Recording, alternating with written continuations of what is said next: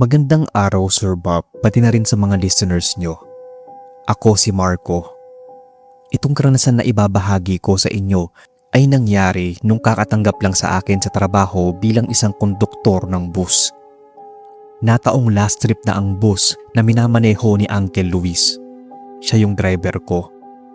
Kapatid siya ng yumao kong ina at siya din yung nagpasok sa akin sa trabahong yon. Unang sabak ko nung gabi. Siyempre, nangangapa pa kasi hindi nga ako sanay. Hindi puno ang lahat ng upuan nang magsimula kaming bumiyahe, kaya mabagal lang yung aming pagpapatakbo. Nagbabaka sakali si Uncle Luis na may mapipick up pang ibang pasahero na naghihintay ng masasakyan. Hindi nga siya nagkamali. Marami talaga at doon ko nakaengkwentro ang isang matandang babae na naging huling pasahero namin na kakaiba kong maatitig. Para bagang may gusto siyang ipahiwatig pero hindi ko lang maunawaan. Naging diretso at matuloy na ang pagpapatakbo ng bus ng uncle ko nang mapuno na ang lahat ng upuan. Pasipol-sipol pa nga siya habang nagmamaneho. Sa hindi inaasahang pangyayari ay pumutok ang gulong ng bus. Mabuti na lang at nakapagpreno agad si Uncle Luis kaya ligtas kaming nakaparada sa gilid ng kalsada. Nasakto pang may karinderya doon kaya napagdesisyonan ng mga pasahero na bumaba muna para kumain ng hapunan. Nagulat kami sa tinuran ng matandang babaeng pasahero. Paulit-ulit niyang sinasabi ang mga katagang, "Huwag kayong kakain ng anumang pagkain mula sa karinderyang yan kung ayaw niyong mapahamak." Ang karamihan sa mga pasahero ay nagtawanan lang at yung iba naman nagtataka at para bang gustong maniwala sa matanda.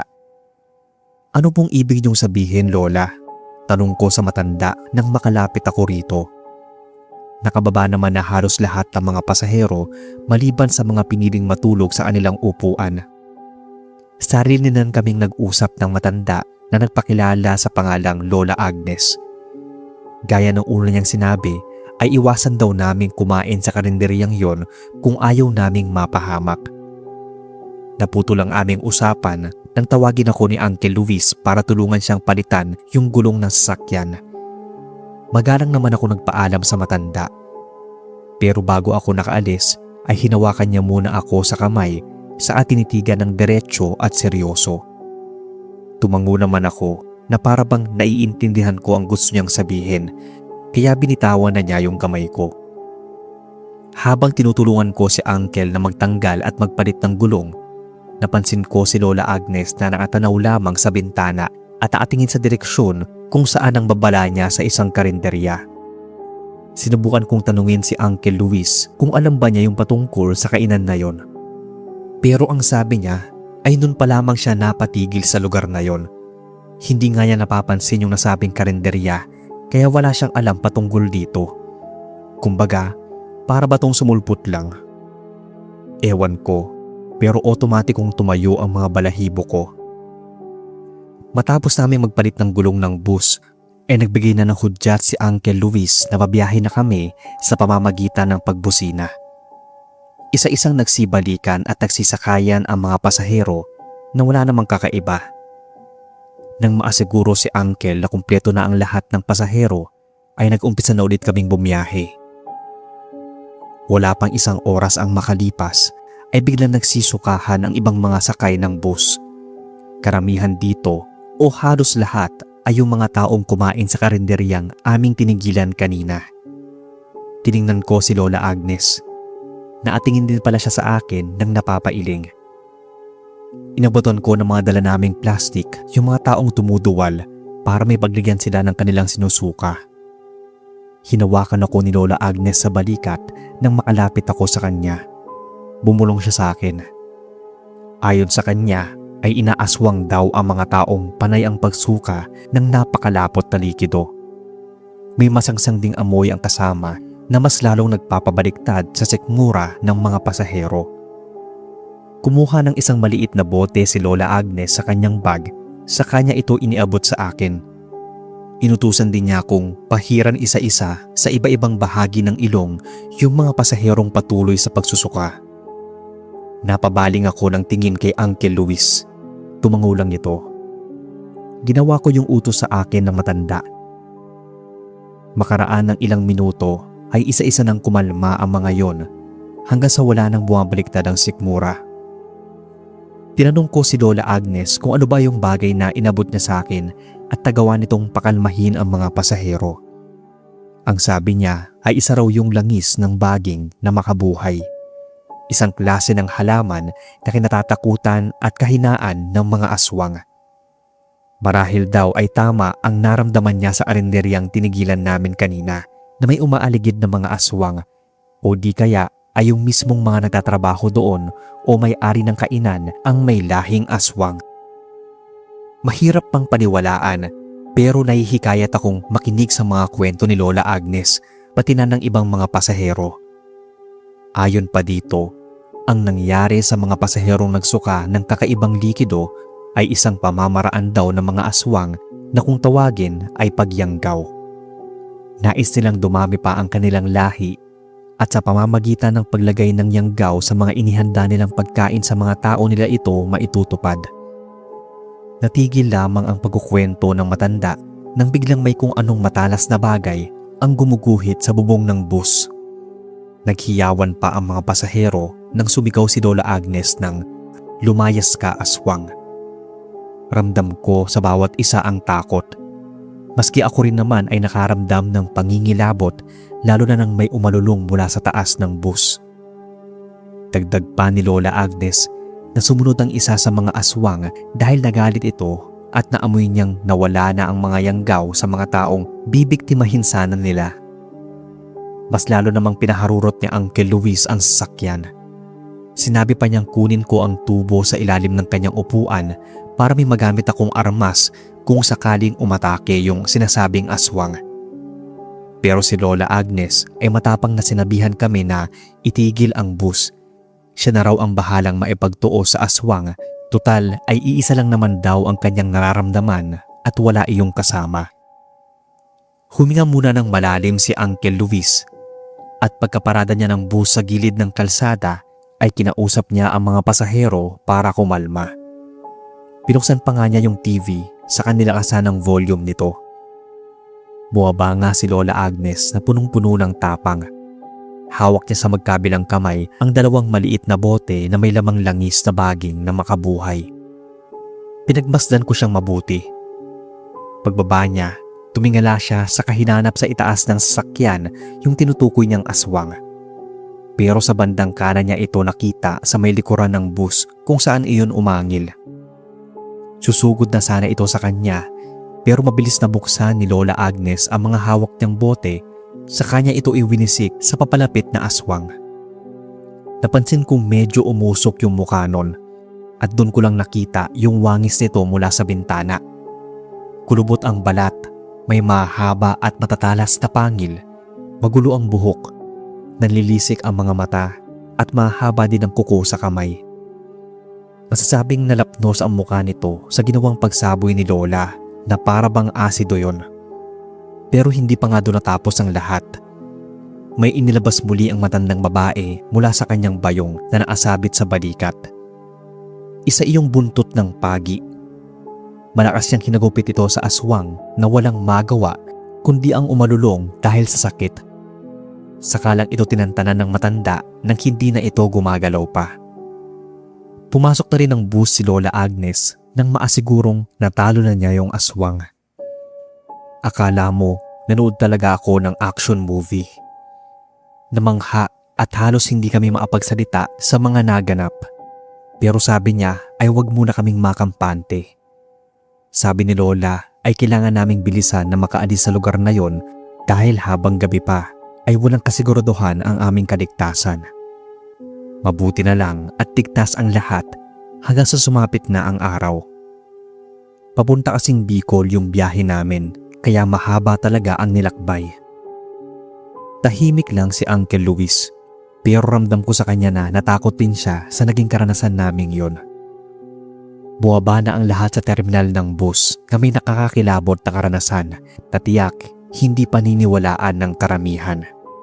Basta kami ni Uncle Luis, tikom ang bibig naming magkwento at bahala na yung mga pasaherong magsiwalat sa kaganapan kagabi. Hindi ko na rin namalayan ang pag-alis ni Lola Agnes. Simula noon, Sir Bob, ay iniiwasan na naming tumigil sa lugar na yon dahil sa takot na baka makaengkwentro na naman ulit kami ng mga nangyayanggaw na mga aswang. Doon na lang kami sa kainan o bus stop na alam na ni Uncle. Maraming taon na rin to nangyari, sir. Naapag-aral na rin ako magmaneho ng bus at ngayon nga ay bus driver na rin ako. Kapag walang biyahe minsan o kaya naghihintay ng mga pasahero, ay pinapainggan ko ang mga kwento sa channel.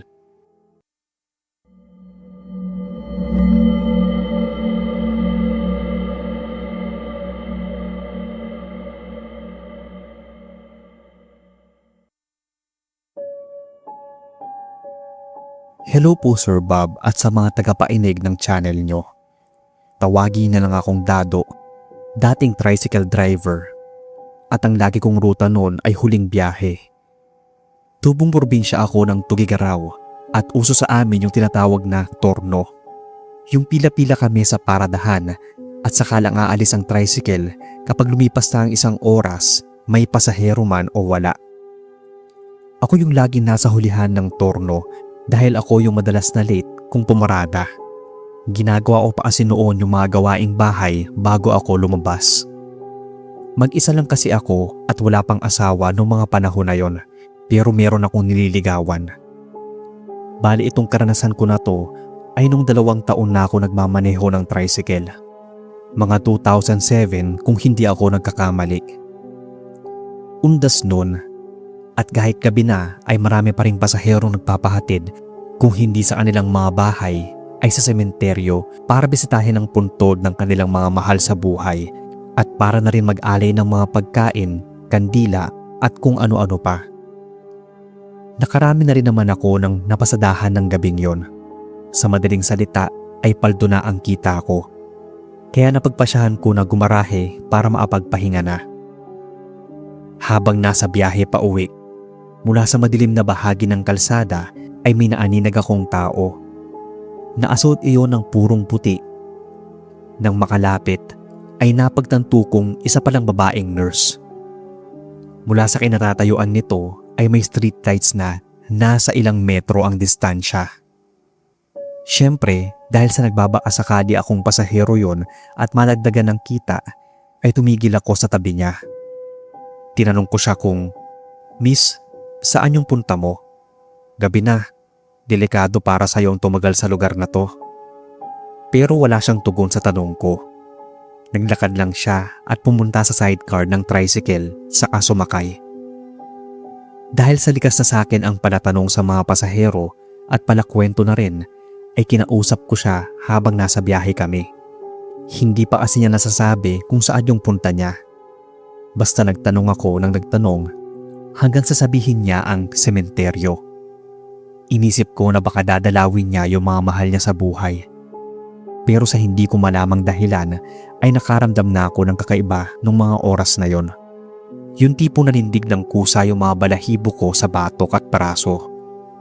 May mga pagkakataon pa na tinitingnan ko sa side mirror yung pasahero ko pero wala akong makita. Kapag direkta ko naman itong tinitingnan ay doon siya't nakaupo. Dahil doon ay nagsimula na akong pagpawisan. Nagbubutil na nga nun yung pawis ko sa noo. Nagsabi na rin ako ng tabi-tabi po at may kiraan dahil hindi na talaga maganda ang pakiramdam ko sa babaeng nurse na pasahero ko. Tahimik din akong nagdasal ng taimtim, saka napapahawak sa kwintas kong may krus. Nang lingunin ko ulit ang direkta yung nurse ay wala na ito. Doon ako mas kinilabutan at kinabahan. Pero hindi ako tumigil. Dumiretso pa rin ako sa sementeryo at inihatid siya maski hindi ko na siya nakikita pa. Naisip ko kasi na baka yun ang paraan para matulungan ko siyang matahimik ang kanyang ligaw na kaluluwa. Pagdating ko ng lumang sementeryo ay naging komportable naman yung pakiramdam ko, lalo na't may mga tao pa roon na bumibisita. Hindi na rin naninindig ang mga balahibo ko, kaya sa palagay ko ay nakababa na yung pasahero kong multo. Kinabukasan, kinuwento ko to sa mga kasama kong driver sa aming paradahan. Ang akala ko nga pagtatawanan nila ako, pero hindi. May iba pala kasi sa kanila ang naaranas din ng isakay ang babaeng nurse na nagmumulto. Palipat-lipat daw ito ng pwesto pero iisa lang ang destinasyon, dun sa lumang sementeryo. At kapag hindi raw ito napagbigyang ihatid, yung ilan daw sa mga tricycle driver na tumatanggi ay ayon sa kanila nilalagnat. Tapos magpapatuloy itong magpakita hanggang matapos raw ang undas. Grabe nga yung takot ko habang pinapainggan yung kwentong yon. Hindi ko rin maiwasang isipin yung naging karanasan ko nung gabi.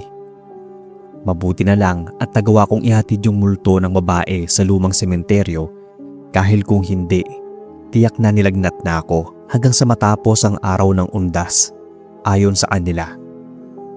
Nagtanong pa ako ng ibang detalye patungkol doon sa babaeng nagmumulto. Naging interesado na kasi ako kung ano bang nangyari sa kanya at bakit hindi siya matahimik. Wala naman silang konkretong maisagot. Kesyo baka raw hinold up, tapos ginahasa, tapos pinatay. Kadalasan naman kasi ganyan yung mga nangyayari sa mga kaluluwa ng mga babaeng hindi matahimik. May mga ilan-ilan pa nga na naiiba ang kaso. Naisip ko na kung ganoon nga ang lagay, mas mabuti sigurong ituro ng nurse na multo kung saan siya pinatay o tinapon para naman maski papaano ay mabigyan siya ng marangal na libingan.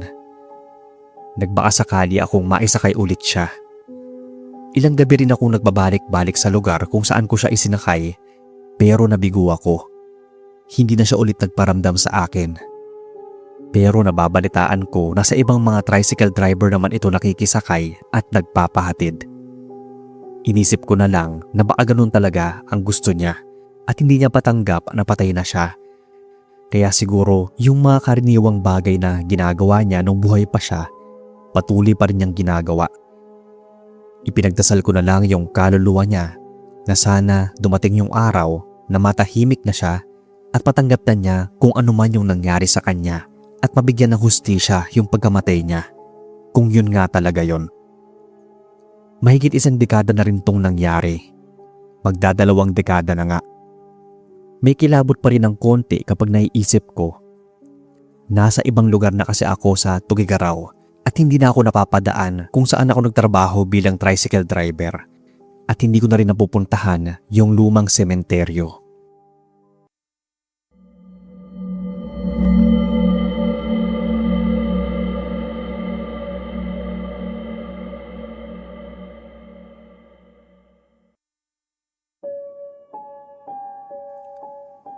Kumusta Sir Bob at sa mga avid listeners nyo? Isa rin ako itong halos araw-araw nakikinig sa mga ina-upload nyong kwento. Gusto ko lang sanang ibahagi ang katatakotang kwento ko nung 18 pa lang ako. Tawagin na lang akong Erwin, tubong Santa Ana sa lalawigan ng Cagayan. Sa syudad ako nagtatrabaho noon. 2 taon na rin ang nakalipas bago ako lumuwas. Ulila na ako sa magulang kaya napagplanuhan ko na sa darating na undas noon ay magbabakasyon ako sa probinsya namin para na rin mabisita ko sila sa sementeryo kung saan nakalibing. Nag-file naman ako ng leave at sa abutihang palad ay pinayagan ako. Yung iba kasi sa amin ay hindi nabigyan ng swerte na maaprobahan dahil nga marami ang gustong mag-leave ng panahon na yon. Pero half day ako sa trabaho nung araw na yon. Kaya nang matapos ang mga pinapagawa sa akin ay agad na akong umuwi at naghanda ng mga dadalhin na gamit. Namili pa nga ako ng mga pasalubong para sa ilan kong mga kamag-anak. Ganoon kasi nakasanayan namin sa probinsya na kapag may nagbakasyon na kamag-anak ay dapat may pasalubong dahil kung wala ay ichichismis ka nila at sasabihan pang madamot tapos iiwasan. Hapon na nang maarating ako sa terminal ng bus. Nahuli ako ng ilang minuto dahil ayon sa mga naroon ay kakaalis lang ng isang sasakyan nila kaya wala akong magawa kundi ang maghintay ng ibang mga pasahero na magiging last trip ng bus na yon. Mahigit 1 oras nga ang tinagal ng paghihintay ko bago kami magsimulang bumiyahe. Dala ng pagkabagot ay nagawa kong makatulog sa aking kinauupuan. Nagising ako dahil sa biglaang pagpreno ng driver ng bus. Halos lahat kami ay kamuntikan ng mapasubsob sa likod ng mga upuan. May ilang matanda pa na sinisigawan yung driver na mag-iingat sa pagmamaneho. Sagot naman ito na may biglang tumawid na pusa at itim na aso kaya siya nabigla sa pagpreno. Bumaba pa nga ito para tingnan kung nasagasaan niya yung mga yon. Pero wala namang bakas na merong nabundol. Pagkabalik niya ay napakamot pa siya ng ulo na nakatingin sa may pintuan. Pinindot ng driver yung open button, saka sumakay yung isang dalaga at isang binata na nakasuot ng purong itim. Marahang naglakad ang mga ito papunta sa likuran ng bus dahil doon na lamang yung may bakanting upuan. Nang tumigil yung babae sa mismong tapat ko, nagtama yung mga mata namin. Dito ko napagtanto na may angkin siyang kagandahan. Pero naputol yung pagtitigan naming yon dahil hinila siya ng kasama niyang lalaki. Nayuko na lang yung babae, samantalang yung lalaki ay pinandilatan ako ng mga mata bago naglakad. Napansin kong kakaiba ang pamumula ng kanilang mga mata. Mas malala pa sa sore eyes kasi nanlilisik ang mga yon. Akala ko nga ay masusugatan na ako sa talim ng titig ng lalaki. Ang ginawa ko na lang, inayos ko ang pagkakaupo, saka muling sumandal at pinikit ang mga mata. Makaraan ng ilang minuto, kakaiba na yung pakiramdam ko. Para bang nilalagnat ako at masusuka. Sumakit din yung tiyan ko na para bang may humahalukay sa mga laman loob ko. Mabuti na lang at pagkalipas ng ilang saglit ay nag-stop over na kami. Naipag-unahan pa ako sa ibang mga pasahero sa pagbaba para pumunta ng CR. Pagdating ko doon ay hindi ko na napigilan na magsuka. Napakapait kasi ng likidong lumabas sa bibig ko. Sobrang sama ng lasa. Sumakit na rin yung pantog ko kaya umihi muna. Kulay berde ang lumabas doon. Nakaramdam na ako ng takot sa kalusugan ko. Naisip ko na baka may sakit na akong malubha na hindi malunasan. Tulala akong bumalik ng sasakyan. Ni hindi ko nagawang kumain dahil baka maisuka ko lang sa biyahe. Umupo ako sa pwesto ko pero tumingin muna sa mga nakaupo sa likod. Muli kaming nagkatinginan ng nakaitim na babae pero banaag ko sa mga mata niya na parang naaawa siya sa akin. Binawi lang niya yung tingin niya at bumaling sa iba nang mapansin niyang baka mapansin siya ng kasamang lalaki. Iba na yung kutob ko sa dalawang yon noong mga oras na yon. Sa mga sumunod na oras ay naging matiwasay na yung pairamdam ko hanggang sa maarating kami sa terminal. Pagbaba ng dalawang nakaitim ay iwas na iwas yung babaeng tumingin sa akin. Samantalang yung lalaki naman ay lukot ang noong nanlilisik ang mga matang inirapan ako. Naputo lang yung pagsunod ko sa kanilang tingin nang kalibitin ako ng isang lalaki na driver pala ng isang habal-habal. Naghahatid sa mga pasahero sa mga bayan nila. Dahil sa may kalayuan nga rin yung probinsya namin sa Santa Ana, Cagayan, ay nagpasya na lang din akong arkilahin yung kanyang habal-habal. Pagdating ko sa bayan namin at nang makilala ako ng mga kamag-anak, ay tinulungan nila akong buhatin yung mga dala ko. Hinatid nila ako sa bahay. Pagdating namin doon ay napansin kong malinis at halatang hindi napabayaan yung aming munting tirahan. Nagtanong ako sa mga kamag-anak ko kung may nakatira ba sa bahay namin. Dito nila sinabi na ang kapatid daw ni tatay na nasa malayong lugar ang siyang nanirahan doon simula nang umalis ako. Ayon sa kanila, naikwento ng kapatid ni tatay na ipinakilala nila sa pangalang Tito Dadoy ay pinalayas daw siya di umano sa kanilang lugar dahil napapabalitang isa raw siyang aswang na bumibiktima sa mga hayop ng mga residente doon. Pagdating ko sa balkonahe ng bahay ay kumatok muna ako sa pinto. Kaagad naman akong pinagbuksan ng kapatid ni tatay at nang magtama ang aming mga mata, ngumiti lang ako samantalang siya ay nangunot ang noo. Hindi ko alam kung bakit pero parang may kakaiba siyang naramdaman sa akin. Hinaplos pa nga niya yung ulo ko dahilan para lumabas din ang mga guhit sa noo ko. Kinumusta ko si Tito Dadoy.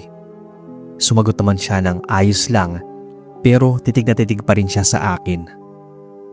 Ibinaling ko naman ang atensyon ko sa mga groceries na pinamili ko. Saka ako binigyan ng mga kamag-anak ko na naghatid sa akin ng kanilang mga pasalubong. Pagkatapos silang magpasalamat at nagsiuwian, ay saka ako sinabihan ni Tito Dadoy na pumasok na ng bahay. May mahalaga daw siyang sasabihin.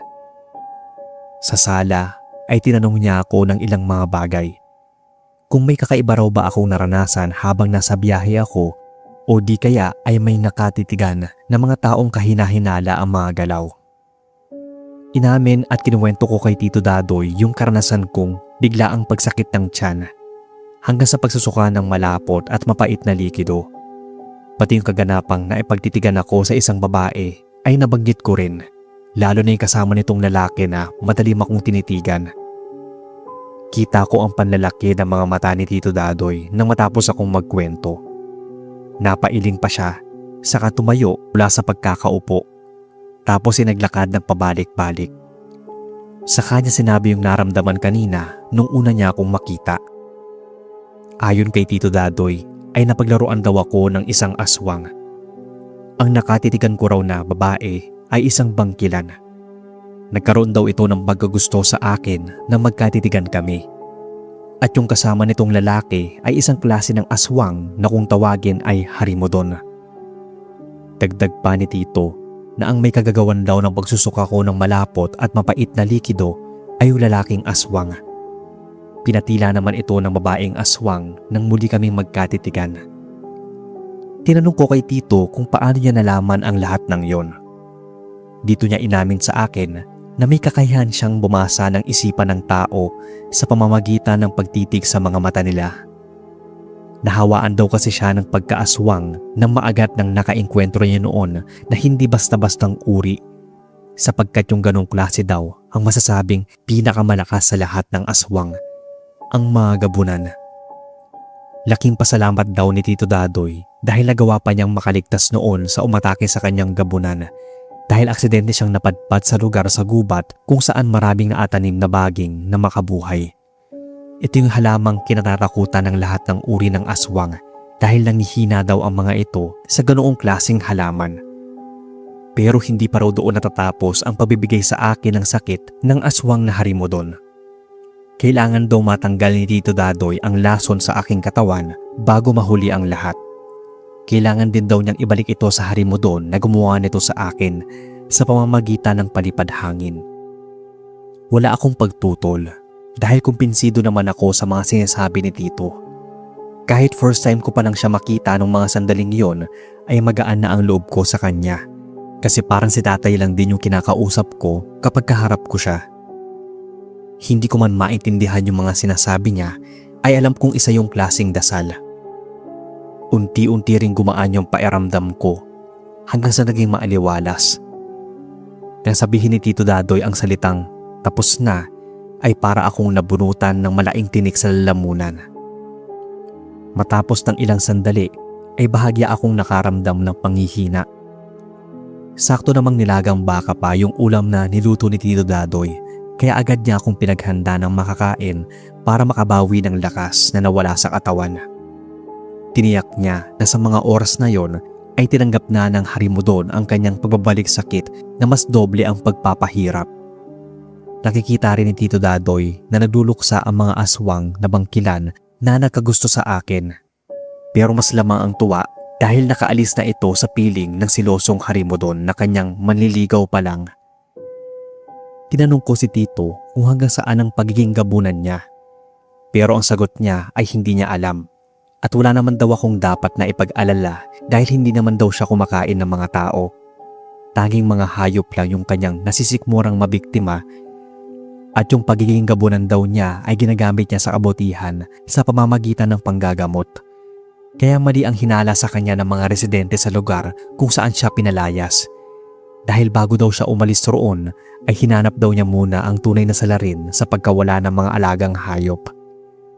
Nang makita niya ay walang pagdadalawang isip daw niya itong kinain dahil isa daw yung malaking bayawak na galing sa gitna ng kagubatan. Sa totoo nga lang, nung marinig ko yung mga kwento ni Tito Dadoy, medyo may pag-aalinlangan pa ako kung totoo ba yung mga yon. Pero napatunayan naman niya na may katotohanan ang mga sinasabi niya. Doon na rin ako nagkaroon ng interes sa pag-alam at pakikinig sa mga kwentong kababalaghan. Mapaaswang man yan, multo, engkanto, elemento at kung ano pa. Nawili na nga rin akong makinig sa mga kwentong katatakutan sa YouTube. Isa na nga ang channel nyo, Sir Bob. Kaya sana ay mabasa ninyo itong kwento at nagustuhan nyo. Marinig ko rin sana sa channel nyo. Maraming salamat sa oras.